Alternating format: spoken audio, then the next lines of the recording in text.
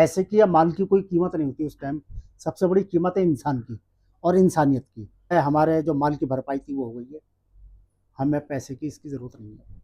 Hello दोस्तों, मैं हूं जफर। मालवीय नगर होटल में जो आग लगी थी उसमें जिन लोगों ने मदद की उसमें अहम भूमिका निभाई रियाजुद्दीन मंसूरी, गद्दे वाले, उनको सब जानते हैं। मिलवाता हूं आपको उनसे और हम उनसे पूछेंगे भाई क्या माहौल था, क्या चीजें थी वहां पर। हाँ, शुक्रिया आपका जी, बहुत बहुत धन्यवाद। कैसे पता चला कि भाई ये वहां पर इंसिडेंट हो गया है? हमारे पास पड़ोस की कॉल आई थी। कॉल आने के बाद में हम वहाँ तुरंत एकदम पहुँचे। देखा तो चीख पुकार मच रही थी वहाँ पर और चिल्लाने की आवाज़ें आ रही थी। वहाँ हमने जो देखा तो आग बहुत ज़्यादा भयंकर रूप ले चुकी थी।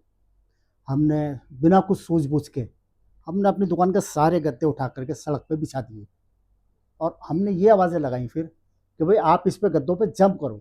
आप लोगों को आइडिया किसने दिया कि भाई ये गद्दे बिछाए? देखिए, इसका हमें पहले से इतना अनुभव था कि हम दिल्ली सिविल डिफेंस में ड्यूटी कर चुके हैं और हमने 3-4 जगह अपनी बेसिक ट्रेनिंग भी करी। रियाजुद्दीन साहब, आपने ये गद्दे बिछा दिए, आसान नहीं होता आपने का जिस हिसाब से, क्योंकि हम तो उसको अनमोल मानते हैं, वो चीज लोगों की जान बचाई है उस चीज ने। मैं तो अनमोल मानता हूं, उसकी कोई कीमत नहीं लगा सकता। लेकिन आपने ये नहीं सोचा आपका घर चलता है, परिवार चलता है, क्यों आपने इस तरीके से अपने गद्दे में मदद करने के लिए कहां से सोच आई आपकी? ये सोचिए, देखिए सबसे बड़ी चीज़ तो ये कि इसमें उस शाम गद्दों की कोई कीमत नहीं है उस टाइम। क्योंकि सबसे बड़ी बात मैन ये थी कि भाई आदमी एक चिल्ला रहा है, हमने उसकी जान बचानी है। वो कीमत का मसला तो बाद में आता है, कितनी है कितनी नहीं है। उस दौर पे ऐसा नहीं सोचा जाता है बिल्कुल। उसमें फिर गत्ते बिछा के लोग उस पर कूदे। 7 से 8 हुए, उसके बाद में 12 से 15 हुए। वो लोग आज भी जीवित हैं। रियाजुद्दीन साहब, आपको ये कहां से प्रेरणा मिली कि भाई मुझे जो पैसा है इसकी कोई वैल्यू नहीं है, इंसान की ज्यादा वैल्यू है? देखिए, ऐसा हमारे बचपन में हमारे फादर साहब का इंतकाल हो चुका था और हम 6-7 साल के थे।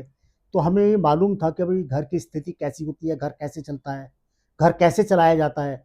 यहाँ जो लोग आए हुए थे वो खुशी में तो आए नहीं थे। भाई वो अपना घर बार छोड़ के आए, परेशानी में आए। आने के बाद में उन्होंने रात में यहाँ रुकना था और मैक्स हॉस्पिटल में इलाज कराना था अपना।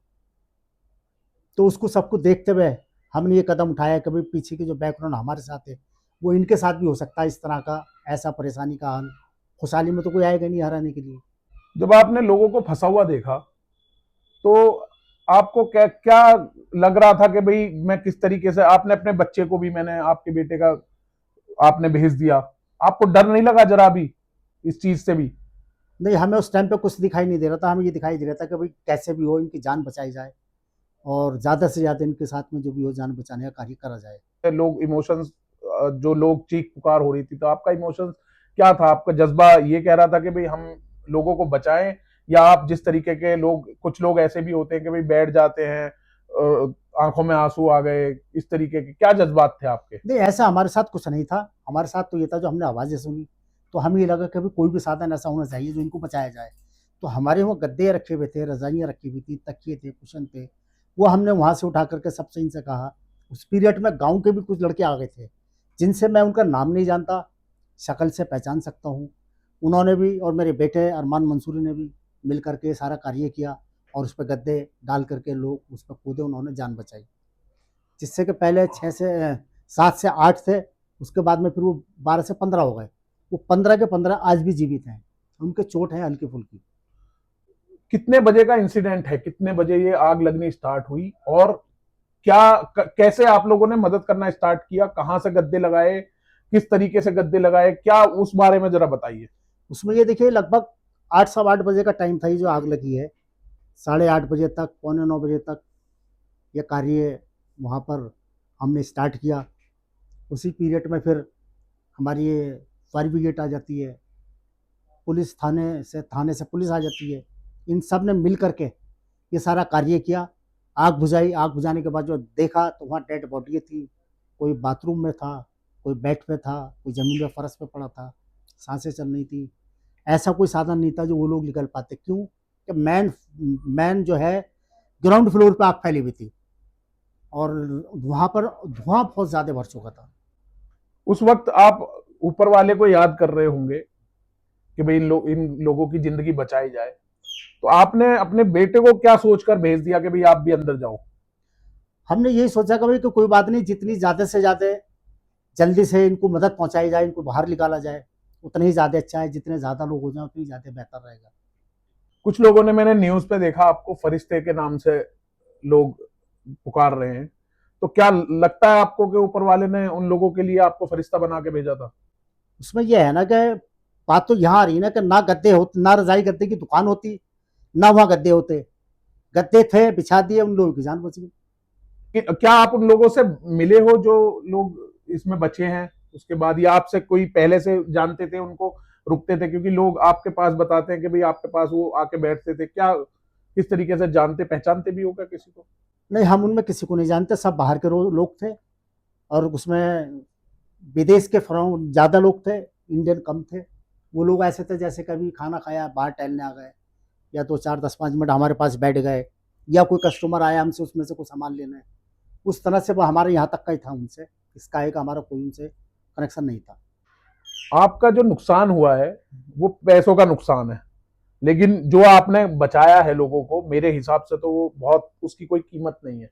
आप क्या मानते हो, अगर वो आपको नुकसान जो हुआ है वो अगर नहीं मिलता तो आपको क्या लगता? कि सबसे बड़ी चीज़ है कि पैसे की या माल की कोई कीमत नहीं होती उस टाइम। सबसे बड़ी कीमत है इंसान की और इंसानियत की। इंसान और इंसानियत दोनों चीज़ कायम है आज भी। उसको देखते हुए हमने सारा काम किया। पैसा जो है ये कुछ नहीं है, इंसान की सबसे बड़ी कीमत है। आगे भी आपको ऐसा मौका मिलेगा, क्या फिर आप तैयार रहेंगे ऐसी काम करने हाँ, के उसके लिए? लिए हम तैयार हैं जी। अगर हमारे सामने कहीं भी ऐसी कोई आती तो हम पूरे मदद के लिए तैयार हैं।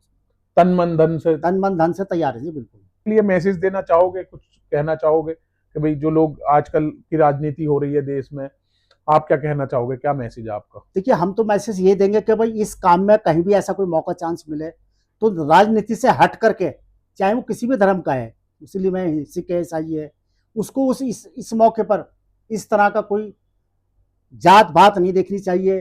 कोई इलेक्शन का कोई या इसका नेता का कोई हिसाब से नहीं देखना चाहिए कि किस पार्टी से किससे नहीं है। उसका कार्य होना चाहिए कि उनकी सबकी मदद करनी चाहिए उसको। ठीक है। आपको सरकार की तरफ से कोई कॉल आया, बात हुई कि भाई आपका कोई नाम किसी चीज के लिए गया हो, किसी मेडल के लिए गया हो, कुछ आया है आपको, किसी संपर्क किया है आपको? नहीं, अभी तक हमारे पास सरकार की तरफ से ऐसा कुछ नहीं आया संदेश कि जो हम तक यहाँ कोई पहुँच पाए। पब्लिक की तरफ से हमारे पास आए, हमने फिर पब्लिक पे ये भी मैसेज डाला कि भाई ऐसा है, हमारे जो माल की भरपाई थी वो हो गई है, हमें पैसे की इसकी ज़रूरत नहीं है। नहीं, आपने जो काम किया उसकी भरपाई मैं कहता हूं कि प्यार से की जा सकती है, पैसे से कुछ नहीं होगा। क्योंकि जो आपने काम किया ना, करीब मेरे हिसाब से 15 लोगों की जान बचाना एक बहुत, आपके गद्दे ना होते वहां, ना लोगों की जान बचती, तो ये बहुत बड़ा काम है। दूसरा मेरा ये कहना था कि प्रशासन की जो वहां पर था प्रशासन, उससे कैसे आप उनके कार्य से खुश हैं? अच्छा काम किया? क्या था, जल्दी था, लेट था, क्या था? देखिए, उसमें यह है, फायर ब्रिगेड टाइम से आ गई और पुलिस प्रशासन भी लगा हुआ था। और उसके साथ साथ में हमारे कुछ गांव के नौजवान बच्चे हैं जिनके मैं नाम से वाकिफ नहीं हूँ, वो लोग भी मौजूद थे मेरे बेटे के साथ। जब आपने बेटे को अपने अंदर भेजा, उस वक्त का क्या आपका बेटे का, आपने, क्योंकि आपने तो अपना माल दे दिया, लगा दी कि बेटे को भी आपने अंदर भेज दिया, ये एक जज्बा कहां से लेके आए आप लोग? देखिए, जज्बा ये है कि जो लोग वहाँ परेशान हो रहे थे, आवाज़ें लगा रहे थे, चिल्ला रहे थे कि बचाओ बचाओ, उसके सामने हमने यही कोशिश करी भाई जितनी जल्दी और जितनी मदद हो सके इनकी करी जाए, जहाँ तक भी हो। उसके बाद आप घर गए होगे, घर वालों का क्या रिएक्शन था? घर वालों का ये रिएक्शन यही कि भाई घर पे गए हम, हमें बहुत अच्छा अजीब सा लगा। घर वाले कहने लगे जी आप क्या बात है, आप कैसे इतने बड़े काम में आपने कैसे हिम्मत जुटा दी। तो मैंने कहा भी देखो, समाज के लिए करना पड़ता है, इंसानियत सबसे बड़ी चीज़ है। इसके बाद कभी आपने सोचा कि भाई अगर बेटे को कुछ हो जाता तो उसमें फिर आप क्या होता? उसमें तो देखो जी, हमारे पास कोई रास्ता ही नहीं था। 61 साल के हम हो चुके हैं। बेटे के साथ हमारे घर कोई अनहोनी होती तो हम उसमें बिल्कुल टूट जाते हैं। हमारे पास कोई रास्ता नहीं था, ऐसा जरिया नहीं था कि जो हम अपने बल पे खड़े हो सकते थे। रियाजुद्दीन साहब, आपको बहुत, आपकी हौसला अफजाई करूंगा, क्योंकि आपने, जो मैंने अभी तक आपके बारे में जाना है कि भाई आपका ईद से दुकान बंद थी, उसके बाद अभी दुकान आपकी खुली है, उसमें आपकी कुछ कमाई हुई नहीं, उसके बावजूद आपने इतना बड़ा कदम उठाया कि भाई गद्दे उठाए और आपके ने दे दिए। बेटी की शादी सर पे है, बेटे को भी आपने दाव पे लगा दिया। तो मैं आपके हौसले की ना दाद देता हूँ। 61 साल की उम्र में आपने लड़कों को भी पीछे कर दिया है। तो ऐसा जज्बा हर आदमी के अंदर होना चाहिए, हर इंसान के अंदर होना चाहिए। तो बहुत बहुत आपको बधाई कि आप हिंदुस्तान के एक सच्चे नागरिक हैं, देश के बारे में आप सोचते हैं। तो आप देश को क्या मैसेज देना चाहोगे, युवाओं को क्या मैसेज देना और चाहोगे? युवाओं को हम तो ये मैसेज देंगे कि देखो, जैसे आजकल के नए बच्चे हैं, चाहे वो हिंदू हैं, चाहे मुसलमान है, या सिख है, या ईसाई है, हमें उससे जात बात को कुछ नहीं देखना है। हमने जहाँ भी हमारे इस कार्य की, ऐसे कार्य की ज़रूरत पड़े, तो वहाँ बढ़ चढ़ करके हिस्सा लेना चाहिए, और ये अच्छा ही बच्चों के लिए मैसेज जाना चाहिए, क्योंकि इसमें कोई पाल्टीबाजी या गुटबाजी नहीं लेकर करनी चाहिए। ठीक है, बहुत अच्छा लगा आपसे बात कर कर। बहुत बहुत शुक्रिया, बहुत धन्यवाद।